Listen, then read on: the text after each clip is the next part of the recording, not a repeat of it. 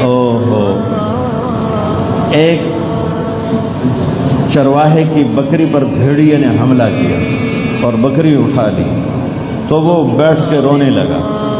تو اس کے دوسرے چرواہے دوست نے کہا یہ رونے والی کیڑی گل ہے، تو ہوندا ہی ہے، بھیڑیے لے ہی جاندے نے بکری، تے کیڑی وڈی گل ہے۔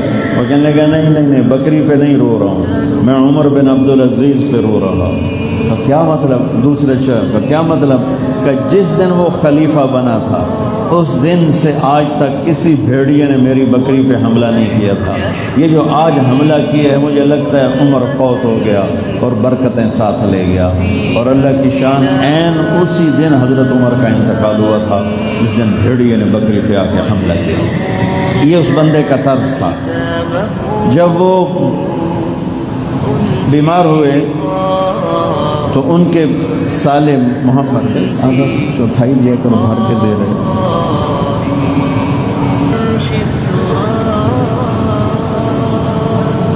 ان کے سالے آئے، کہنے لگے امیر المومنین آپ نے بچوں کے لیے کیا بچایا ہے؟ ان کے 12 بچے بچیاں، تو کچھ بیوی سے کچھ باندیوں سے، تو آپ نے اپنے بچوں کے لیے کیا بنایا ہے؟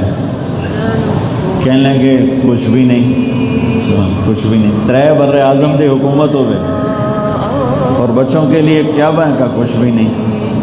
کہا تو آپ کے بعد ان کا کیا بنے گا؟ یہ کہاں سے کھائیں گے؟ تو لیٹے ہوئے تھے، فرمایا مجھے اٹھا دو، تو میں اٹھا کے بٹھا دیا۔ فرمانے لگے دیکھو میرے بھائی، میں نے انہیں حرام نہیں کھلایا اور حلال میرے پاس تھا، میں نے انہیں حرام نہیں کھلایا اور حلال میرے پاس تھا۔ اگر یہ نیک ہوں گے اللہ ان کی حفاظت کرے گا، نافرمان ہوئے تو میں ان کی خاطر جہنم میں کیسے جاؤں؟ پھر کہا میرے بچوں کو بلاؤ، سارے آ گئے۔ تو ان سے فرمانے لگے بچوں میرے سامنے زندگی کے 2 راستے تھے، ایک راستہ یہ تھا میں تمہارے لیے پیسہ جمع کرتا، حلال حرام جہاں سے مرضی کرتا، خود جہنم میں جاتا۔ دوسرا راستہ یہ تھا کہ میں تمہیں اللہ کا خوف سکھاتا، خود جنت میں جاتا۔ میں نے تمہیں دوسرا راستہ سکھا دیا ہے، جب تم ضرورت پڑے اللہ سے مانگ لینا، اللہ تمہیں ضائع نہیں کرے گا، اللہ تمہارے ہاتھ خالی نہیں لوٹائے گا۔ جب حضرت عمر کا انتقال ہوا تو ان کے بیٹوں کو 1 روپیہ میسر نہیں تھا وراثت میں، 1 درہم نہیں، کوئی پونا درہم یا پونا دینار ان بچوں کے لیے تھا۔ کیا انصاف کیا؟ فرمایا میری قبر کے لیے زمین خریدو اور میرے پیسوں سے خریدو، اور جس سے خریدی اس کو بلایا کہ دیکھو تم مجھے اپنی زمین خوشی سے بیچ رہے ہو؟ کہا جی خوشی سے بیچ رہا ہوں۔ کہا اچھا یہ اس کی قیمت ہے، اور 6 مہینے بعد تمہیں اجازت ہے میری قبر پہ ہل چلا دینا اور اپنی کاشت کر لینا، مر جانے والے کے لیے نشان ہو یا نہ ہو کیا فرق پڑتا ہے، تو 6 مہینے بعد تمہیں اجازت ہے میری قبر پہ ہل چلا دینا۔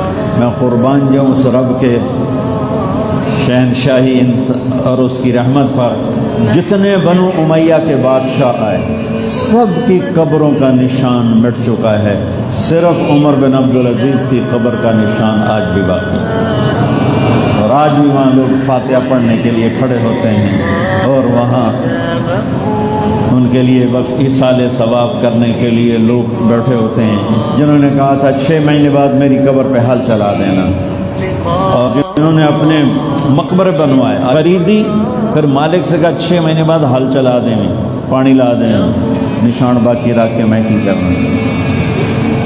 تو ہشام بن عبد الملک جب مرا تو اس نے ایک بیٹے کے لیے 10 لاکھ درہم ترکہ شد، 10 لاکھ درہم کئی ارب روپیہ بنتا ہے، آج کا کئی ارب روپیہ بنتا ہے 10 لاکھ درہم فی بچہ۔ اور عمر بن عزیز کے بیٹوں کو 1 درہم، 10 لاکھ 1، یہ 1 حلال کا تھا، وہ 10 لاکھ حرام کا تھا۔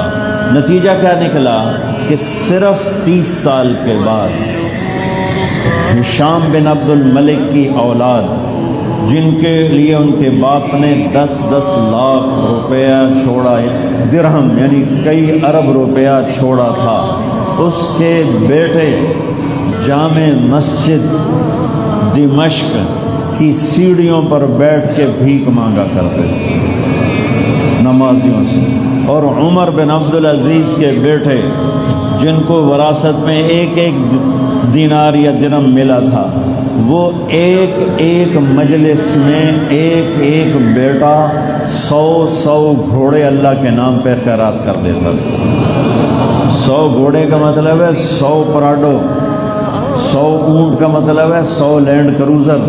کوئی ہے مائی کا لال؟ اللہ نے ان کو اتنا دیا کہ وہ ایک محفل میں 100 گھوڑے اللہ کے نام پہ خرچ کر دیا کرتے تھے۔